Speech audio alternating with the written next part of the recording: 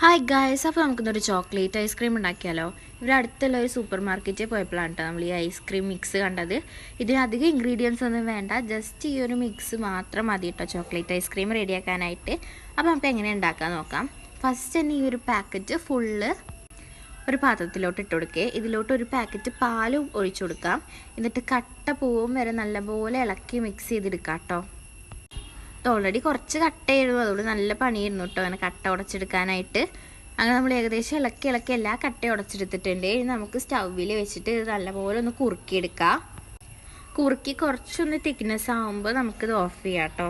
എന്നിട്ട് ഒന്ന് ചൂടാറിയതിന് ശേഷം ഒരു പാത്രത്തിലോട്ട് ഒഴിച്ചിട്ട് ഫ്രീസറിലേക്ക് വെക്കാം. നമ്മളൊരു ഐസ്ക്രീമിൻ്റെ പാത്രം തന്നെയാണ് കേട്ടോ എടുക്കണത്. ഒന്ന് ചൂടാടിയിട്ട് വേണം ഇത് വെക്കാനായിട്ട്. അതിന് ശേഷം ഇതൊന്ന് കട്ടായിട്ട് വരുന്ന സമയത്ത് ഏകദേശം 2 മണിക്കൂർ കഴിഞ്ഞിട്ടുണ്ടെങ്കിൽ നമുക്കിതൊന്നുകൂടി എടുത്തിട്ട് മിക്സിയിലിട്ട് അരച്ചെടുക്കാം. ഈ ഒരു സമയത്ത് നമ്മൾ ഇതിലോട്ട് ഫ്രഷ് ക്രീം ബീറ്റ് ചെയ്തിട്ട് ചേർക്കണം കേട്ടോ. നമ്മൾ ഫ്രഷ് ക്രീം ബീറ്റ് ചെയ്യണത് വീഡിയോയിൽ കിട്ടിയില്ല. അങ്ങനെ എല്ലാം കൂടി മിക്സിയിലിട്ട് നല്ലപോലെ അരച്ചതിന് ശേഷം നല്ല സ്മൂത്തായിട്ട് എടുക്കണം കേട്ടോ. അപ്പോൾ നമുക്കിത് ഒരു ഓവർനിട്ട് ഫുള്ള് ഫ്രിഡ്ജിലോട്ട് വെച്ച് കഴിഞ്ഞിട്ടുണ്ടെങ്കിൽ നമ്മുടെ ഐസ്ക്രീം റെഡി ആയിട്ടോ. നമുക്ക് കറക്റ്റ് അങ്ങോട്ട് സ്കൂപ്പ് ചെയ്യാൻ കിട്ടിയിട്ടില്ല, പക്ഷെ സംഭവം അടിപൊളി ടേസ്റ്റ് ആയിരുന്നു കേട്ടോ.